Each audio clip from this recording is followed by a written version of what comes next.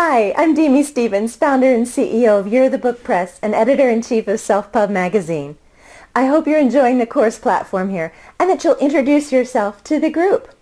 If you have questions at any point, remember, you can ask them to me directly from the comments section below or by email to demi@yotbpress.com.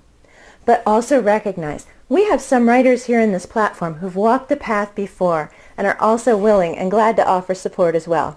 Since we're all different, some advice will work and others won't, but remember to respect yourself and the journey. Be patient with others. Be patient with me as we dig a little deeper each session and uncover more of the writing puzzle. But most importantly, be patient with yourself because you're building new habits and you're reaching toward a lifelong dream. Today, I want to offer up a new way for you to think about approaching your book project and each block of writing time you set aside. It's a strategy I call the very next thing, and here's how I want you to think about it. Instead of thinking of your writing project as to-do list item number 1, write the book, I want you to break it up into a series of next steps. Now, of course, this is not going to be like learning algebra or geometry. There's no one indisputably right way to get from zero to published. There are recognizable milestones, but even those won't look the same at all levels. It varies by genre, by word count, by age and life experience. It varies by the day of the week and the gravitational pull of the moon. All right, well, maybe those last two aren't quite so important, but repeat after me.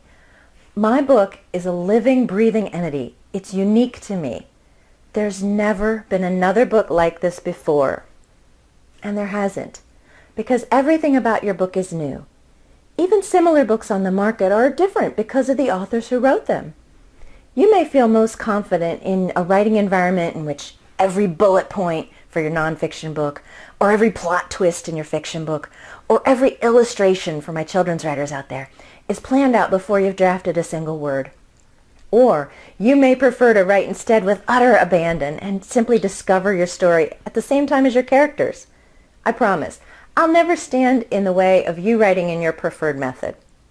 I will, however, frequently chime in with recommendations for activities you can do to keep moving your writing process forward. But please don't mistake that for a mandate that that's the only way to write a book. As long as you keep writing toward your goal, I'll just be here to cheer you along and point you to a next step. But my strategy of the very next thing is something that can be applied no matter what genre or writing approach you've chosen. It consists of 3 tiny elements. 1. Write something, no matter the length. 2. While it's fresh in your head, make a 15-second note about what you'll start writing next. And 3. Schedule time in your planner for when you'll write that next section. This is critically different from the approach we learned in school. 1. Schedule something, and 2. Do it. That worked fine when the thing that needed to be done was capable of being finished in a single sitting. But unless you're Whistler's mother, I'm going to presume there's no way that you could sit long enough to bleed out a whole book in just one writing session. It's also different from the approach I learned in the corporate workforce. 1. Schedule a meeting time at which we'll all sit around and figure out what to do. Talk about a complete waste of time, and I'll tell you why in just a few minutes. So let me repeat that approach while you write it down. 1. Write something. Anything. No editing, no critics, no backspace, no delete key. Just write. Keep writing. 2. While it's fresh in your mind, figure out what that tiny next step is going to be, your very next thing that needs to get done to move your writing project forward. 3. Schedule a 15 to 30-minute block of time in your planner for when you'll do it. Now, bear in mind, the very next thing you write down doesn't need to get 100% finished in a single session. But in that case, you simply refine the way you describe the very next thing. For my romance novel, The Very Next Thing, I need to write about is when Stephanie, my neurotic prodigy flutist, discovers her flute teacher and mentor has just passed away. I've stuck a note in my cell phone calendar to write on that tomorrow night before bed. And here's where this approach will pay dividends for you.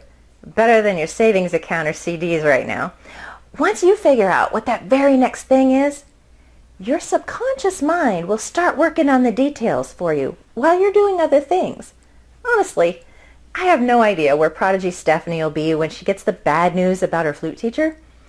I don't know yet who's going to deliver the bad news, and I seriously don't even know how the teacher died. But I'm not going to let that complicate the simple matter of selecting a topic for my very next thing and scheduling it so it can get done like the priority it should be.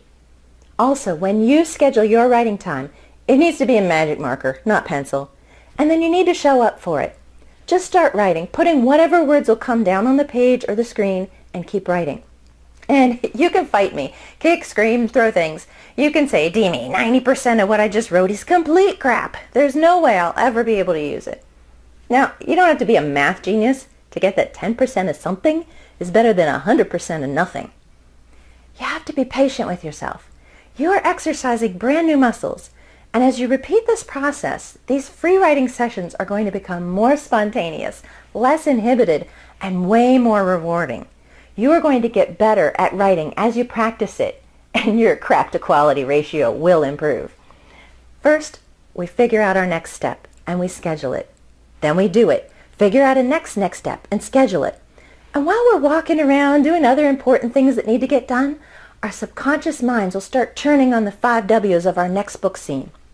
Like, my subconscious is already telling me Stephanie needs to hear that her flute mentor died. She needs to learn that news from her mother, whom she already resents.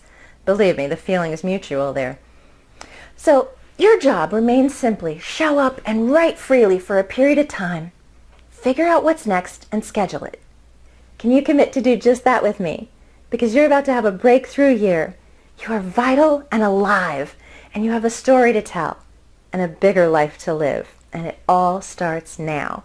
What's next? I can't wait to find out, so drop me a quick comment below. Until next time, I'm Demi Stevens, and I hope you write and live with joy.